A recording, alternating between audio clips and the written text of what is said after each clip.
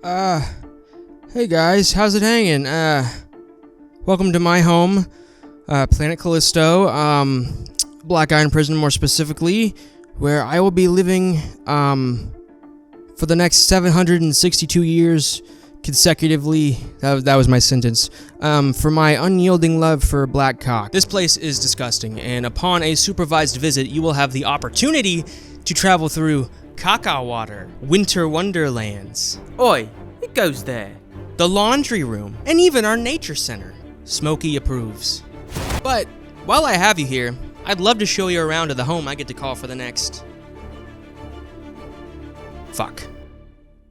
When I sit down, turn off the lights, crank the headphones, and sink into a horror masterpiece, I want gore, I want tension, I want a killer score, I want terrifying enemies, and most of all, I want it to be scary. Disturb me. Make me feel sick to my stomach. Make me feel like I gotta pause it and go beat off before I continue because I'm so terrified. I just want to feel like I'm immersed. Something that makes me lose all bodily function. That's what I want. That's really what I want. But even if you have the scariest enemy design or some nice gore, like you can shoot someone's balls off, or you can shave someone's tits with a knife, something like disgusting, you know? Nothing beats atmosphere in these horror games. No matter how many boobs you have or balls you have, it doesn't matter. Atmosphere is what props up immersion, and if immersion is what props up horror, you kinda have to nail both to get them right. The colors, the sound design, the art, and even the lighting just come together in this big orgy of development to create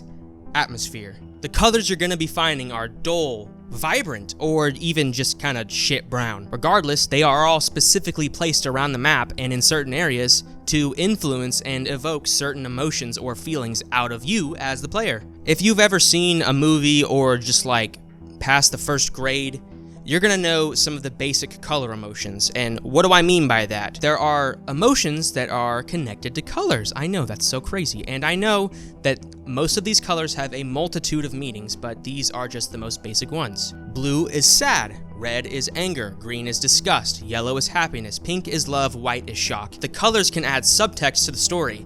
And I know that that's a big topic as well, that the story is kind of lackluster and it's kind of meandering, you're just kind of moving forward. But there are some things that you can pick out in this game and say, hey, what does this mean? And the best example of that is Jacob's prison outfit. It's orange. It's bright orange. And as he's traversing throughout this prison, it's dull and gross and bleak and disgusting and looks like the inside of like a 600-pound lifer's asshole. It's gross. You don't want to be there. It probably stinks too. Shit. There's a contrast there between this orange and this shit color. The brightest thing around you is your character. And what this shows is that he doesn't belong. He doesn't belong in this world, and we see that from the beginning. He is wrongfully imprisoned. We don't know why he is arrested in the very beginning by Darth Maul. What's interesting is that as the game progresses, if you look at it this way, he is stripped of his personality, he is stripped of his orange color, and he is given a badass suit, some badass drip, I will say, but it blends him in more with the background. Like, why couldn't it have been like a bright blue and pink gender reveal kinda... Oh fuck, wait, there's more than... Oh no.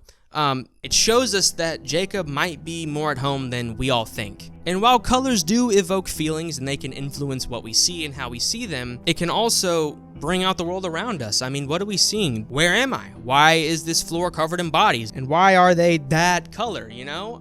Whose blood is that? Why is it so red? Why isn't it green or like purple for like an alien? Why am I walking down this linear path instead of this linear path? And why are there so many goddamn vents?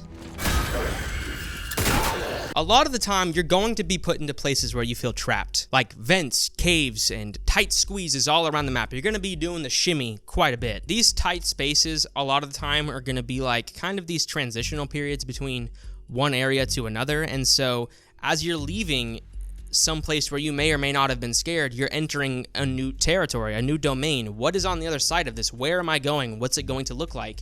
What is going to happen next? What tends to happen, since your camera is fixed, is that something is going to scurry across the little sliver of space in your screen. And so now, something on the other side has been introduced, and now that something we know for sure is in there, what's gonna happen? Where is this thing gonna pop out? What does it look like? And how the hell am I gonna deal with this? These are all questions that allow our imagination to just run wild. And that's what is the most scary, is allowing our own intrusive thoughts to invade our brains. When the jump scare happens, you might jump for a second, but then it's over. With suspense, you are in this constant state of fear and tension, and that is where this game loves to keep us, in these little moments of transitions where we're afraid because we don't know what's on the other side. And that is just one of the biggest leading factors as to why this game totally masters atmosphere. This constant tension of what may or may not happen is something that the game plays a lot with, and it's actually called something. There's a theory on this. Wow, I know, right? It's called bomb theory. Bomb theory is basically the distinction between surprise and suspense. Picture this. You've got some dudes sitting at a round table and they're talking about roasted peanuts. It doesn't matter what they're talking about. All you know is that this conversation sucks and it's boring, and then a nuke goes off. They just fucking explode and die. They're gone. They're dead. There's no more. There's nothing left. And you're like, what the hell? Like, what just happened? There's shock there, but there's no suspense. You had no idea that there was a bomb under the table that was going to blow up. And so now what you do is you take the same scene, but before they start talking about the roasted peanuts, you introduce the fact that there's a bomb in that room.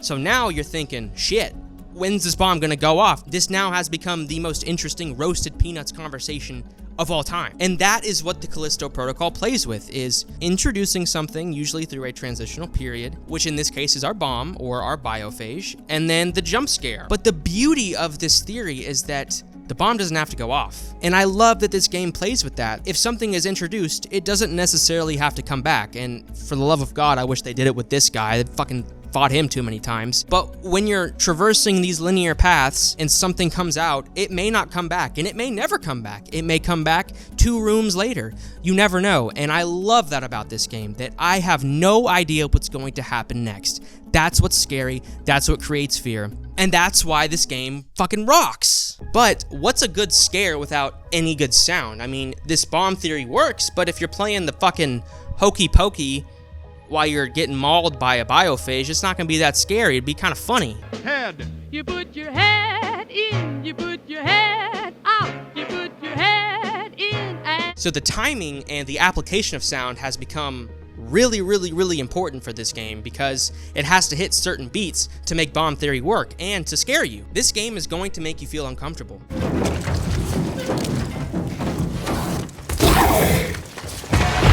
Sometimes you'll hear the sweet suckling ASMR of Jacob being called out in the prison winds.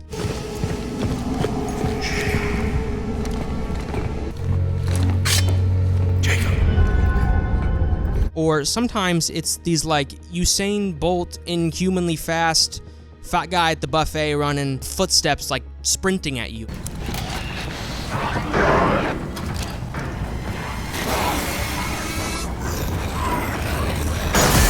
It's these moments of audio bombardment and spatial awareness that make this game feel alive.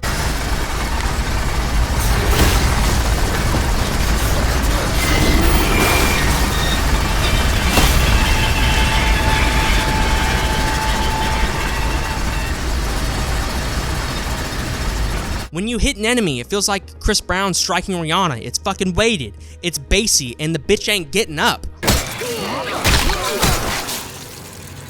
In reality, it doesn't even have to be that complex. The simplest, weird, otherworldly sounds are what can be the scariest sometimes.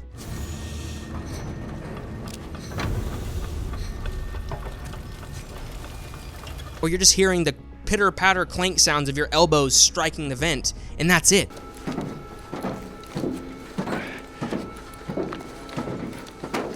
That's scary.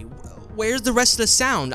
What's going on? And in that, there is this interesting dance that happens between sound and art. What we're seeing versus what we're hearing. Most of the sounds are gonna feel really intangible and otherworldly, and that's the goal. This place is set on a prison 300 years in the future on Jupiter's moon. And so a lot of these sounds feel foreign to us, and it makes it so that it's almost impossible to comprehend the reality that our player's in.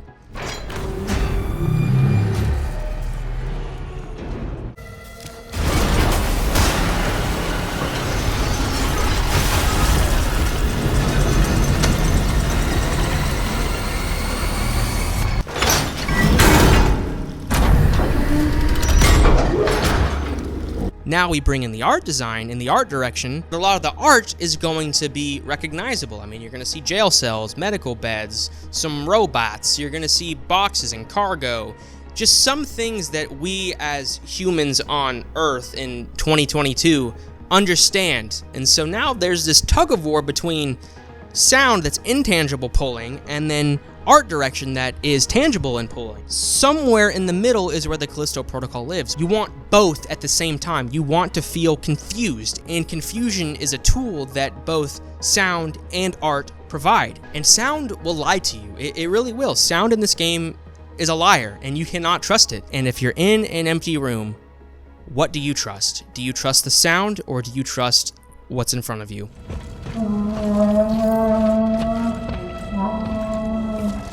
So when you hear something or see something and you have no other choice but to push forward,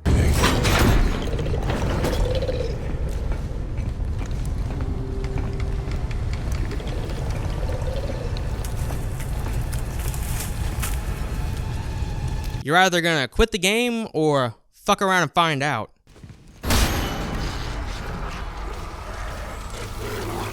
So to wrap things up, I truly think that the atmosphere is perfect in this game. Black Iron Prison is really a phenomenally terrifying place to be, and it's a really nicely fleshed out area that kind of makes me excited for the DLC. Obviously, I wish there were more paths to explore, less of that guy, and more of a reason to even look for collectibles. But Black Iron Prison is just, it feels so alive, and it's one of the most immersive playing arenas that I've experienced in a long time. If you're a fan of Dead Space, give it a try. Maybe wait for a sale because Christmas is coming up. You never know. So please like and subscribe.